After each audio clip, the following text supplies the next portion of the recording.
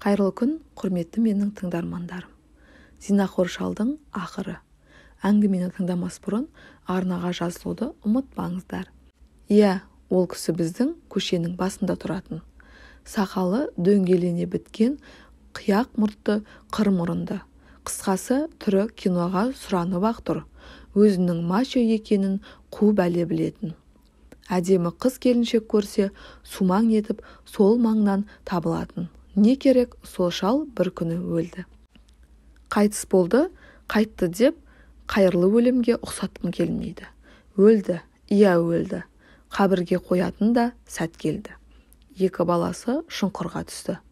Арулап екі жағынан екеулеп ұстады. Еңкейіп, қабірдің ұяшығына денені қойғалы жатқан. Шыңғырып екеуі де атып шықты.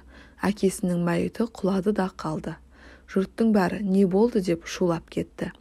Қабір іші жылан тола, құжынап жатыр деді балдары. Қорққандарынан түстері өзгеріп кеткен. Үрпиісіп қалды. Бір уақытта қабірге молда түсті. Күбірлеп жатыр. Еміс-еміс естігенім, әй қабір иелері, мәйітті қинау сендердің міндеттерің. Біздің міндет жерге тапсыру. Орындауға рұқсат беріңдер. Кейін молда айтады. Солай рұқсат сұрап едім, жылан біткен қабырғаға қарай ығыса кетті. Ағамыз мүрдені қабір ішіне қойды. Енді лахат кірпішпен жабу керек. Көмекке мен түстім. Арғы әлем мен бергі әлемнің арасын кесектермен жауып жатырмыз. Арғы бетте қырш-қырш еткен дыбыстар естіледі. Тісің қыршылап, денең шымырлайды анау дыбыстарды естісең. Зәрем зәр түбіне кетті. Қайтып келеміз. Жанымдағы әлгі молда кісінің 3 кейіпкер туралы хадис айтқаны есімде қалыпты. Кәззап патша, тәкаппар кедей, сосын зинақор шал. Міне, осы үшеуі Алланың мейірімінен махрұм қалатындар деді. Көзіме жас келді. Өзімді ойладым.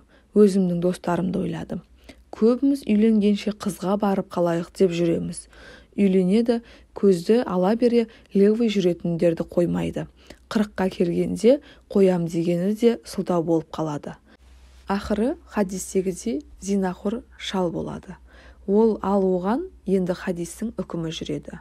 Ойнастың жазасын тек қабір мен ақыретте татпайды екенбіз.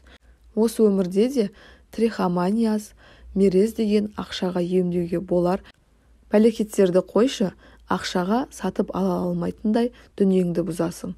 Ол өзіңнен кейінгі ұрпағың. Құрметті менің тыңдармандарым, әңгіме ұнаған болса, әсерлі болса, арнаға тіркелуді және де комментарий жазып лайк басуды ұмытпаңыздар.